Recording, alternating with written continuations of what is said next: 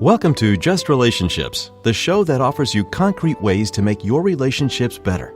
Whether it's your boss, your spouse, your children, or your friends, the quality of your relationships in life directly affects how you feel about yourself and the success you achieve. Your host, Dr. Duffy Spencer, a psychotherapist, telecoach, author, and seminar leader, will interview top experts to help you learn to manage this essential part of your life. And now, here's your host, Dr. Duffy Spencer. Greetings to you.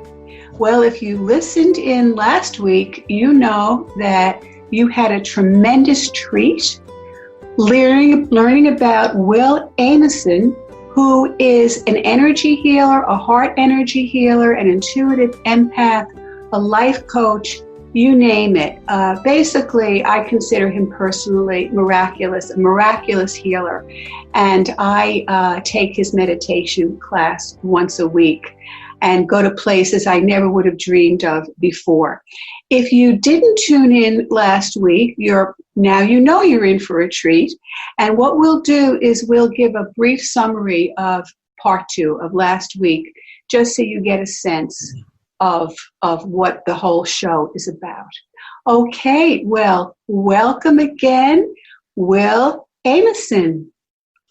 Great. Thank you, Dr. Duffy. It's a pleasure to be here again with you, and I'm excited to delve into our topic today. It's going to be really, really helpful for a lot of your listeners. Yes, thank you. And let me give my version of what you said, because I'm not in your field, so maybe the simpler whatever. So basically, we're looking at how to heal ourselves and help ourselves in a time of extraordinary stress. Mm-hmm. And we have 2 types of nervous systems. One that keeps us alive. It activates us to fight or flee or even freeze if there's a threat. But life ideally is not always threatening. And then we have this parasympathetic nervous system that calms us down when the threat is over. But since we human beings, unlike animals in the wild, have such imagination, we have imagination. So we stay with the past, right? We don't stay with the present so much. We look to the future. We have anxiety about the past, worry about the future, and our heads, our thoughts keep us in that sympathetic nervous system of fight, flight a lot.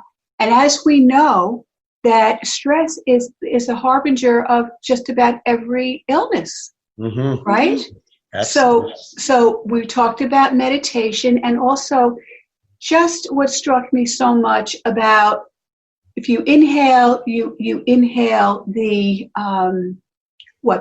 sympathetic. Mm-hmm. Right, the sympathetic, and then when you exhale the parasympathetic. So you inhale what's going on in the world, and then you exhale, and ideally that brings you calm. But that's, as you said, that's math, that's one-on-one. So what we want to do is put 2 beats into the sympathetic. Say it again. Yeah. Two and 4, right? Yeah. 2 and 4? 2 and 4 breathing. So we just consciously breathe. 2 counts in and 4 counts out will put us in a parasympathetic state. Yeah, I was right. Why did I stop myself? 2 in and 4 out. Exactly. And we can do that consciously, which is so amazing. I mean, just having that information is so amazing. It goes beyond just, breathe deeply, mm-hmm. like that. So 2 breaths in, 4 breaths out actually increases our parasympathetic, or our ability to calm ourselves when realistically the threat is over, mm-hmm. right? The threat is over, which it's over for animals in the wild, but we continuously obsess about certain fears, and that's why we call it generalized anxiety. Yeah. So, what you said about the state of being in the fight or flight or free, most often we are there and we don't even realize we're there. It becomes our normal state of being. And one thing that I kind of help introduce to people's idea of what state of consciousness am I in? Because remember, when you're in fight or flight, you are preparing for danger. You are on high alert, right? So the brain will look around and find what's wrong, what is askew, what is out of place. So when you're in critical thinking, when you're in a critical point of view and all you can see of what's wrong, what needs to be fixed, everything's a problem, and you've got the glass half empty approach, think about going over and visiting a friend's house and you've never been to their home before. Are you looking around going, what a lovely home, I love this space? Or are you going, well, I wouldn't have chose that color on the wall. Well, that's an interesting pair. Yes, what I'm saying is that critical thinking, even though we don't know we're in somebody else's house, there's not a saber-toothed lion there. We're just in a normal state, but we're looking at what's wrong rather than what's right. And that's my point, is many times we're in that stressful state of consciousness and we don't even know we're there. Wow. And you called that critical thinking. Yeah. I thought you were going to a place of like analysis and objectivity. You were talking about a different kind of critical thinking. Well, being critical in the way that you're looking. Now, right. It's essential for solution finding, right? So there's great benefit in being a critical thinker. And I am very often a critical thinker in my solution process. But there's a time and a place for critical thinking, right? We don't want to stay in the space of being a critical thinker 100% of the time. Wow. Yeah. So we want to take that time. That makes us aloof from our own emotions if we try to stay in that state of critical thinking, to be on high alert and high guard. Exactly. Right? Exactly. Yes. And in that stressful situation, it's going to produce the cortisol. We haven't talked even about how people gain weight and the obesity that's happening widespread because of stress levels that are associated with cortisol. And elevated cortisol levels are known to increase visceral body fat around the midsection of the body.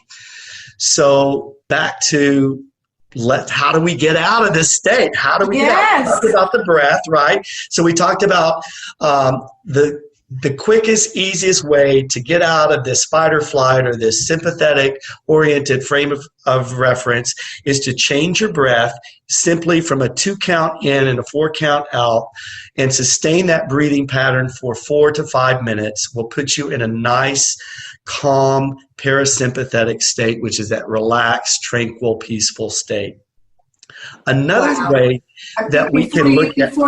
Before you continue, I just want to mark that, Will, because the idea that people do not know that they are in a fight-flight state, right? That people do not know that. Right. And that they live that way 24/7. They think it's normal.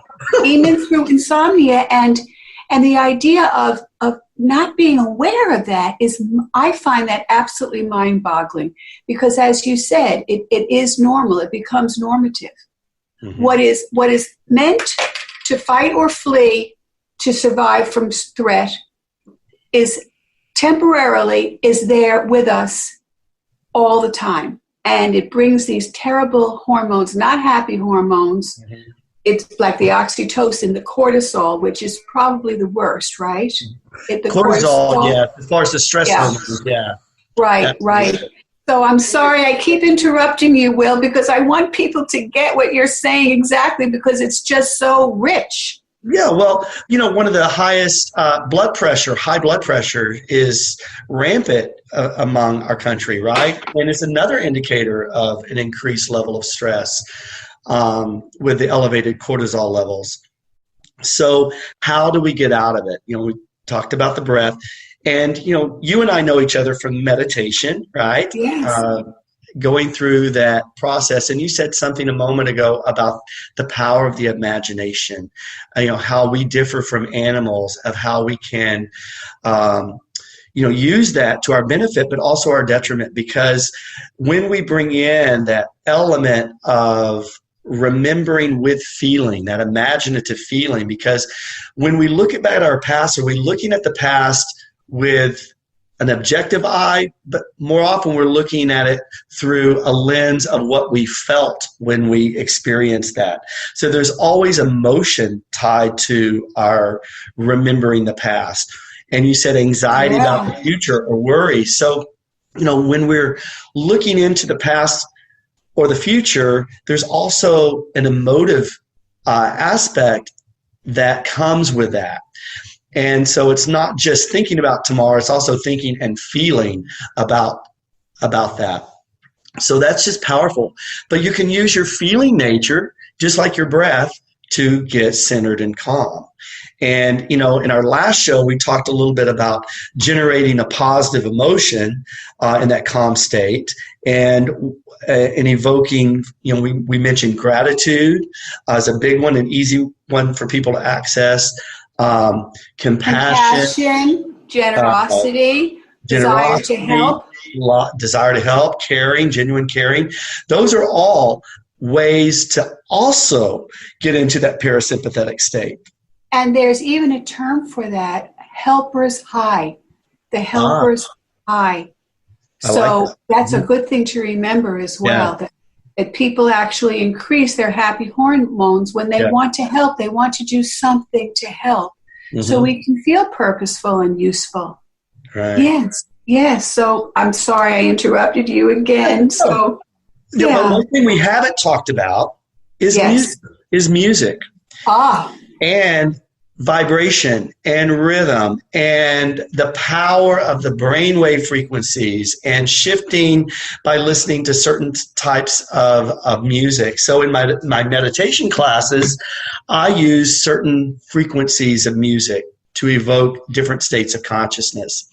So when we're in that sympathetic nervous system, the fight or flight, the anxiety, the critical, awareness of what needs to be repaired or changed, we're in a beta brainwave frequency. And typically, if you're measuring this in hertz, it's I think 14 cycles per second up to 28 cycles per second is the band of where the beta brainwave frequency lives in that.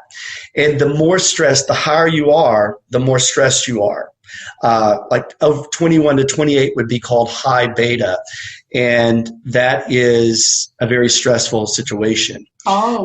So as the brainwave frequency calms, it slows down to 14 cycles, down to 7 cycles. And that 7 to 14 cycles is the alpha brainwave frequency. And then below the 7 cycles to 3 cycles is something called the theta brainwave frequency. And then below the theta is the delta, which is 3 or below, which is the sleep pattern. How do you spell theta? I'm sorry. Theta, theta. I'm sorry, Theta. Yeah, theta. So you've got beta, alpha, theta, and delta as the primary brainwave frequencies. There's a fifth one called gamma. And this is the bliss state. And the gamma actually is in the 50 range, 50 hertz or up. And these are where very, very experienced meditators live. And what they found in the brainwave patterning is that in the theta brainwave frequency of 3 to 7 cycles per second is the carrier wave to get to gamma. So what does that mean? That you've got to go all the way down to theta to get to bliss. Before you get to that bliss state, you've got to lower your brainwave frequency to theta before you can get to a bliss state. Wow. So how does this relate to your listeners? Like, there's something called there's meditation music, but if you look at, there's alpha brainwave frequency will help you relax, but it helps you stay alert. Alpha is a great way to a state of being in which you're able to daydream and creatively think and visualize. And, I have a beautiful backyard that I love gardening. And I sit out sometimes on a Sunday afternoon and I'm just glancing at my yard and I'm kind of caught in the, what am I going to plant next? What would that plant look like in 5 years from now when it grows in? And so I'm visualizing, I'm fully alert, my eyes are open, but I'm somewhere else. I'm kind of like in this dreamland, right? That's kind of characterizes what the alpha brainwave frequency is about, more like daydreaming and kind of getting lost in your imagination. When you go a little bit deeper, you go into the theta level, which is where I like to take people in meditation, because then you close your eyes, the body goes to sleep, and you just lose all feeling of your body. You're not attached to your body anymore. You just go somewhere else. And in the meditation, if I can get you deep enough, we go deep and deeper and deeper.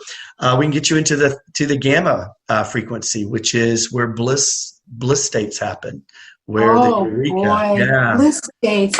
And just to let everyone know, you are listening to Just Relationships on 90.3 WHPC. And this is Dr. Duffy Spencer on Just Relationships. And I am interviewing Will Amason. And I just want you to know that you can reach him if you want as your personal coach. And let me just say, Will, that I have heard of these things over time. It's not my direct field, but I work with a lot of really high-functioning, very stressed people. They're highly functioning in the world, and yet they have very strong anxiety and really a lot of unhappiness. And when I said to one CEO just recently, I keep reminding him of this, you know, you can be in a state of relaxation and alertness at the same time. And I didn't realize what I was saying in terms of the alpha, the delta, the theta, and all of that. And most people find that idea of being both relaxed and alert at the same time, they find it rather peculiar. I don't know what you mean. I'm either alert and doing something or I'm relaxed. So I just wanted to stop you at that point because that is the deal, right? I mean, the idea, it sounds so counterintuitive, like not counterintuitive, counterproductive or something, to be both relaxed and alert at the same time. Yes. Yeah. Well, that's exactly, there's another term called flow state. Have you heard of flow state? Yeah. So when we're in the flow, I'm sure we've all experienced at some point of our life, we've always been blessed with being in the flow where everything's going, the ideas are coming through, where if you're a writer and you're writing a book, you're in the flow and the stories just come, or you're a creative artist, or you've got insight to a problem, or maybe you're an accountant and you're looking at this whole mess of all these numbers of how am I going to fix their books, and all of a sudden the solution comes, and it's just, you're alert, but you're relaxed. And when you're in that alert but relaxed state, that is where insight happens. That is where we get true inspiration and direction. And that is the alpha, right? That is the alpha. That is typically in the alpha state, right? Yeah, we're out of the stress. And right. But I think earlier on in our conversation, we started about the need to get silent, to go inward. And if we have a big dilemma in our life, a question that we need answered, the answer comes to us if we wait for it when we're in alpha, when we're in flow state, right? It's getting out of beta and getting into alpha so we can receive, it shows up, we can recognize it, it's there. So I think this answers for me. I have a certain gap in my own life and understanding.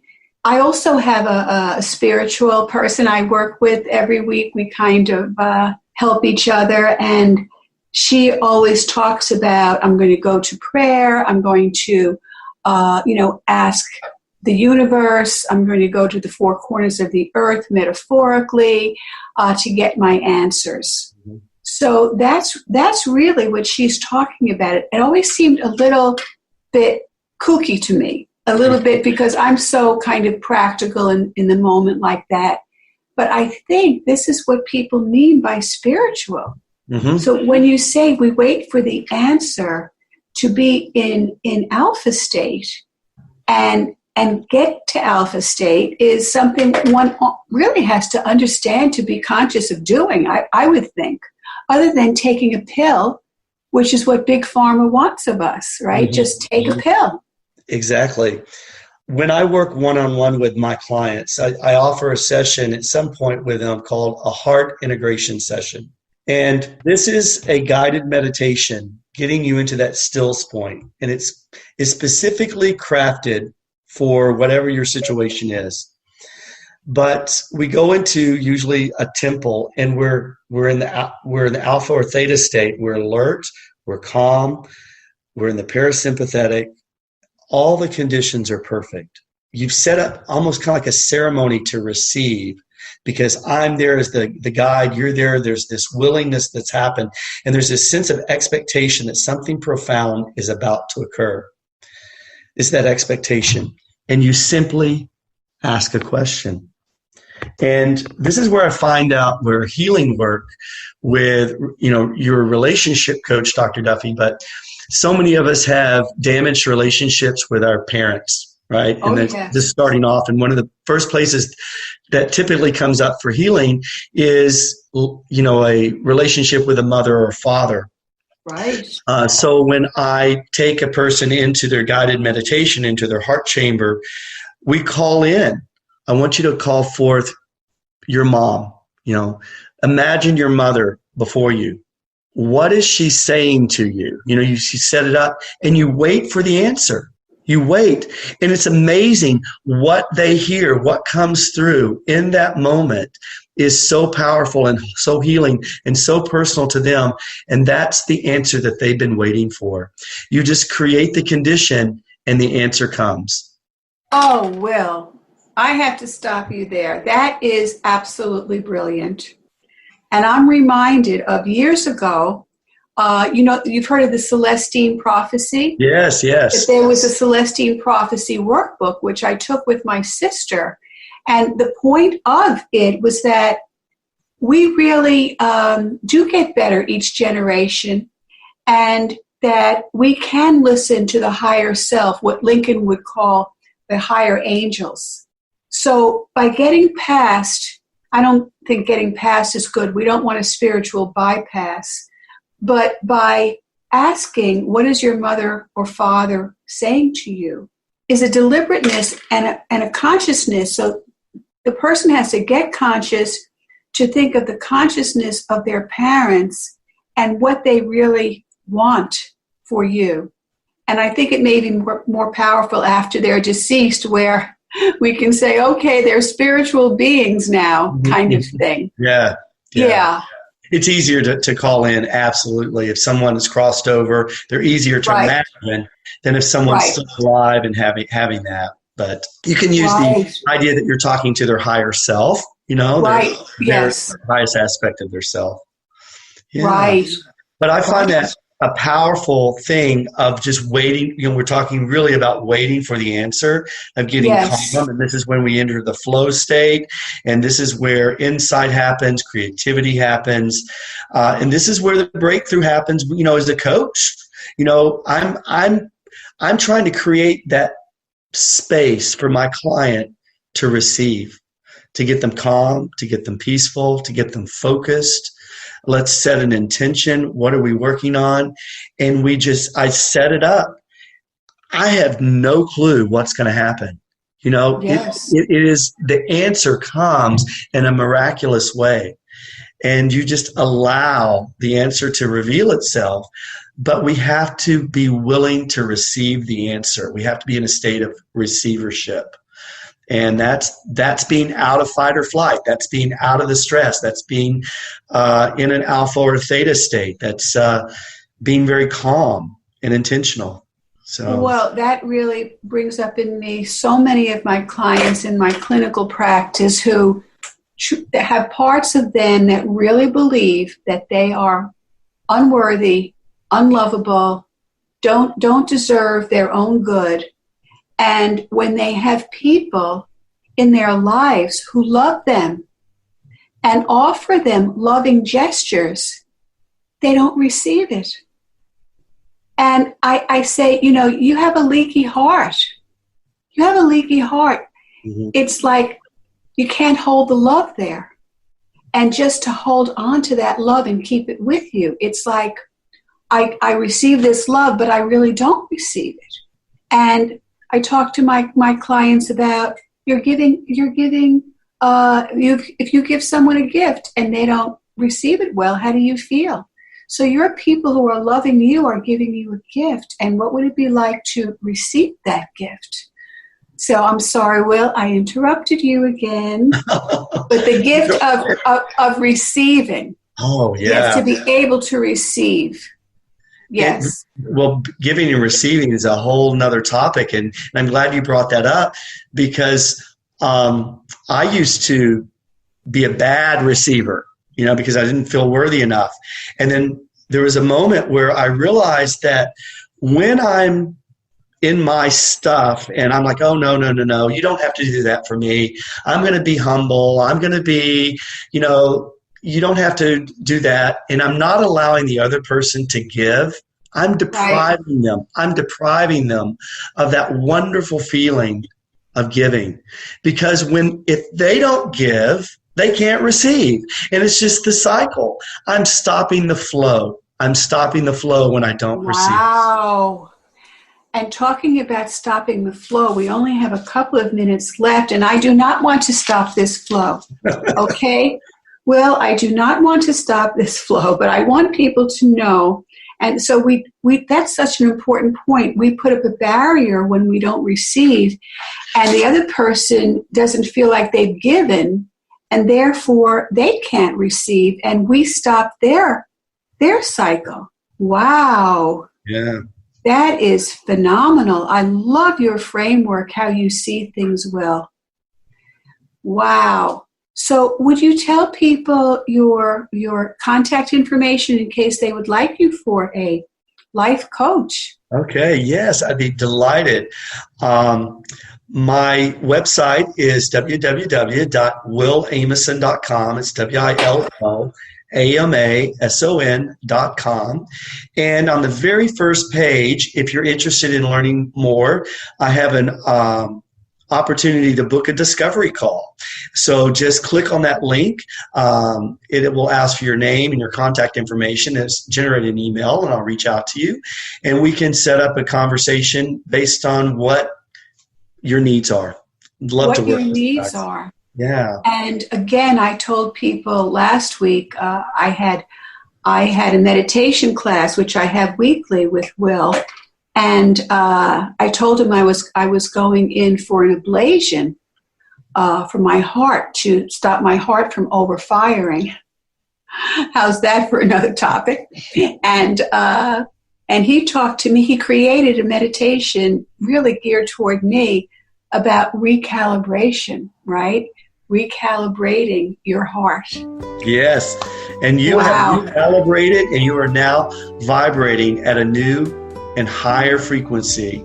Yes. What frequency am I at? The love frequency. I love it, Will. So, and this is Dr. Duffy Spencer saying goodbye for now and wishing you great relationships.